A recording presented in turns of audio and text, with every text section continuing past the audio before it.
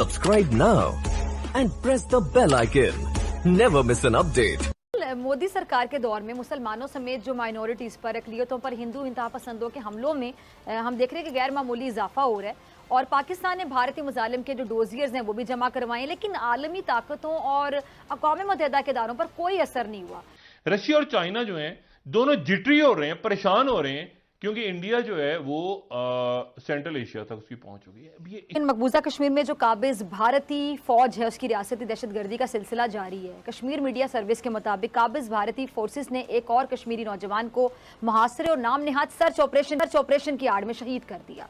काबिज भारतीय फौज ने इलाके के दाखिली और खारिजी रास्ते बंद कर दिए और काबिज इंतजामिया ने इलाके में इंटरनेट, मोबाइल फोन जो सर्विसेज हैं उनको मुअत्तल कर दिया। Pakistan cannot take an inch of Jammu and Kashmir land आजाद। गुलाम नबी आजाद ने कल ये एक बयान दिया है कि पाकिस्तान एड़ी चोटी का जोर लगा ले फिर भी वो इंडियन ऑक्युपाइड कश्मीर का 1 इंच भी नहीं ले सकता। जय हिंद, स्वागत है आप सबका दी तथ्य न्यूज़ में साथियों, जहां पे हिंदुस्तानी सरकार ने ये फैसला कर दिया कि अब कोई भी हिंदुस्तानी कश्मीर में ज़मीन खरीद सकता है, अपने घर, ऑफिस, फलाना ढिमकाना, कोई भी बिजनेस प्रॉपर्टी, किसी भी तरीके का इन्वेस्टमेंट कर सकता है। उसके बाद से पाकिस्तानियों के लिए बरनौल मोमेंट हो गया है। पाकिस्तानियों को पहले तो उम्मीद थी कि जो मुस्लिम उम्मा है वो आएगा उनकी रक्षा करने और इस मामले में बीच में बोलेगा, वो नहीं आया। लेकिन एक और उम्मीद थी कि कोई नहीं आएगा तो कम से कम तालिबानी तो आएंगे और हमको जो है वो कश्मीर फतेह करके देंगे। ये मात्र 2 महीने पुरानी बात है, 2 महीने पहले ये पाकिस्तानी बोलते थे। वही तालिबानी अभी भी मौजूद हैं, लेकिन कश्मीर तो दूर की बात है। अभी जो इनका खुद का प्रांत है KPK खैबर पख्तून, वो वहाँ से लेकर पूरा अटक तक का हिस्सा जो है कब्जियाने के लिए इनके फौजियों को आप सुन ही रहे हैं 2-3 दिन से कैसे पकड़ पकड़ के मार रहे हैं। इतने दिन में तकरीबन 8-10 जो फौजी हैं इनके निपटा दिए हैं। पूरी चीज़ क्या है, पहले उधर हम चलते हैं। नाज़रीन, सब्र का फल कहते हैं कि हमेशा मीठा होता है और सब्र करना वैसे कोई आसान काम भी नहीं होता और ना ही ये इंसान के अंदर पहले से मौजूद होता है। सब्र जो होता है ना वो वक्त के साथ साथ आता है। कैसे आता है? तल्ख तजुर्बात से आता है, बुरे वक्त का सामना करते करते आता है। और अल्लाह पाक ने अपने बंदे से वादा किया है कि वो सब्र करने वाले के साथ है, लेकिन इसके लिए सब्र का पैमाना हाथ से छूटना नहीं चाहिए कि इंसान को हर हाल में सब्र का दामन थामे रखना चाहिए, क्योंकि यही चीज़ इंसान को अल्लाह के बहुत करीब कर देती है। मुसीबतें, परेशानियाँ, दुख ये अल्लाह अपने बंदों पर इसलिए भेजता है कि वो उनके दर्जात बुलंद करना चाहता है। और सब्र करने से इंसान, आप समझ लें कि ऐसे दर्जात पा जाता है जो बड़े बड़े इबादत गुजार भी नहीं पा सकते।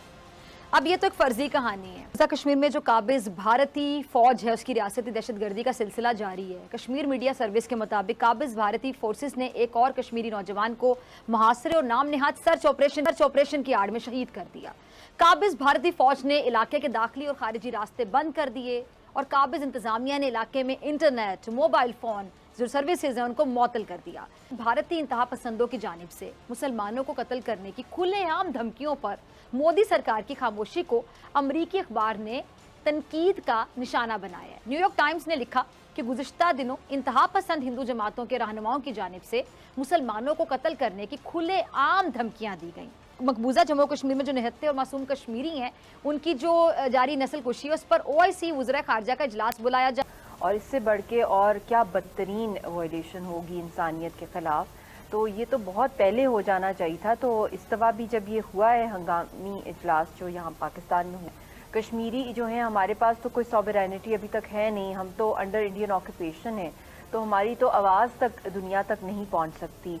और जहाँ तक बात है रिपोर्टिंग की, चाहे बाहर के मुल्कों में या कश्मीर मीडिया सर्विस पाकिस्तान के अंदर भी, आपको भी पता है किस मुश्किलात का सामना करना पड़ता है और तब जाके हमें कुछ फैक्ट्स मिलते हैं वहाँ से। 5 अगस्त के बाद तो एक ऑर्गेनाइज्ड वे के अंदर जिस तरीके से लैंड ग्रैबिंग हो रही है, तो ये OIC की रिस्पॉन्सिबिलिटी है। और कुछ अर्सा पहले OIC के यहाँ पर आए थे जो उनके एनवॉय हैं, अपनी डेलीगेशन लेके, जो कश्मीर के ऊपर स्पेशल एनवॉय हैं मिस्टर यूसुफ आए थे OIC के, उनके साथ भी सेशन हुआ था हम लोगों का। मोदी सरकार के दौर में मुसलमानों समेत जो माइनॉरिटीज़ पर, अकलियतों पर हिंदू इंतहा पसंदों के हमलों में हम देख रहे हैं कि गैर मामूली इजाफा हो रहा है और पाकिस्तान ने भारतीय मुजालिम के जो डोजियर्स हैं वो भी जमा करवाए, लेकिन आलमी ताकतों और अक़वाम मुत्तहिदा के इदारों पर कोई असर नहीं हुआ। और दुनिया के अंदर अगर हम देखें पिछला ये जो साल गुजरा है, मतलब ख़त्म होने वाला है पूरा साल, प्रैक्टिकली अभी तक किसी ने रोका नहीं है हिंदुस्तान को जो वो कर रहा है कश्मीर के अंदर, मगर आवाज़ें उठी हैं क्योंकि कोविड भी 2 साल हमने देखा है दुनिया का फोकस उसके ऊपर रहा, ओमिक्रॉन की वेव भी आ रही है, इसके अंदर भी कश्मीरियों के साथ मज़ीद तेज़ी की गई नस्ल कुशी की जब दुनिया का फोकस अलग जगह था। कि अभी हरियाणा में भी ये जो हिंदू इंतहा पसंद मुसलसल चर्च पर हमला कर रहे हैं, फिर हिंदू इंतहा पसंदों ने आगरा में ये जो सेंटा क्लॉज के पुतले को नजर आतिश किया, और अमरीकी अखबार ने बाकायदा लिखा है कि जी मौत के खौफ से भारतीय ईसाइयों ने खुद को हिंदू कहलवाना शुरू कर दिया है। इस पर आपका कॉमेंट चाहूंगी। ये अक़वाम मुत्तहिदा राइट देती है कि ये एक डिस्प्यूटेड एरिया है, ये एक अलग स्टेट है, अक़वाम मुत्तहिदा की रेजोल्यूशंस है, उसके बावजूद ये सब कुछ हट गया। अक़वाम मुत्तहिदा ने क्या उखाड़ लिया, आलमी दुनिया ने क्या उखाड़ लिया। पहले फौज 9 लाख थी, अब मजीद फौजें वहां पे डिप्लॉय कर दी गई, किसी ने क्या कर लिया। अब सवाल ये पैदा होता है कि अब भी इतने बड़े ऐलान के बाद आपने यही कहना है कि अक़वाम मुत्तहिदा नोटिस ले या किसी दूसरी ताकत नोटिस ले, तो अब कोई दूसरी ताकत नोटिस नहीं लेने वाली।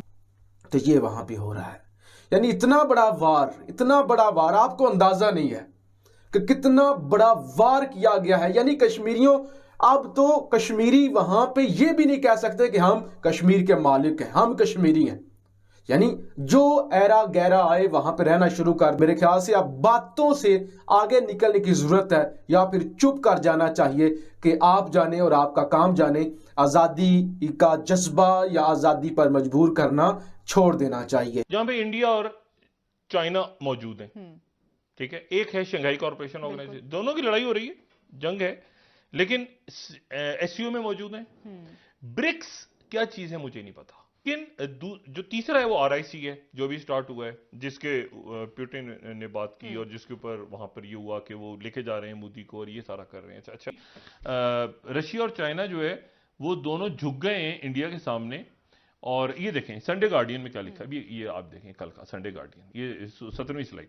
रशिया और चाइना जो है दोनों जिटरी हो रहे हैं, परेशान हो रहे हैं, क्योंकि इंडिया जो है वो सेंट्रल एशिया तक उसकी पहुंच हो गई है। अब ये साइड कौन सी लेनी है, क्योंकि अब वो किस्सा है कि अब खुल के बात करने का टाइम आ गया ना।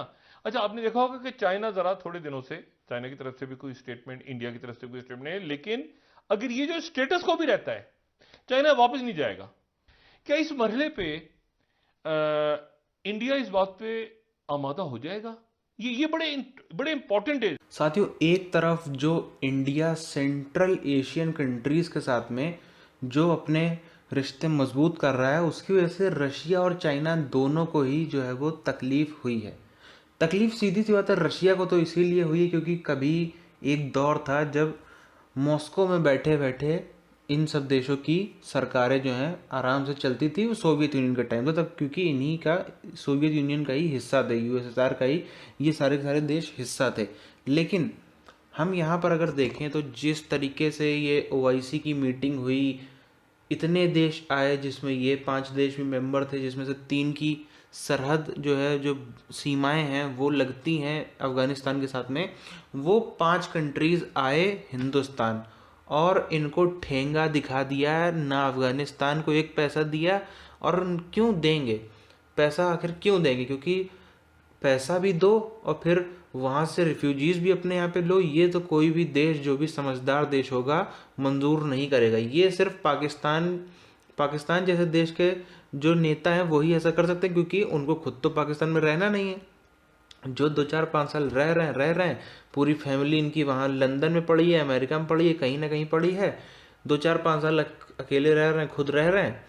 बस जहाँ पे सरकार का टाइम पूरा, इधर बैठे फ्लाइट में, सीधे यहाँ से फरार। खुद तो रहना नहीं है, जब तक रह रहे हैं तब तक तो कोई दिक्कत की बात ही नहीं, इतनी सब सिक्योरिटी है, इसलिए इतनी जो है चिंता नहीं। लेकिन वो सब देश जो है वो थोड़ा सेंस रखते हैं, वो उनको चिंता है अपने देश की इकोनॉमी की, अपने देश की जनता की, इसलिए वो ऐसी बेवकूफ़ी वाली चीज़ें नहीं करेंगे। बहरहाल ये जो सेंट्रल एशियन कंट्रीज़ हैं ये बहुत ही ज़्यादा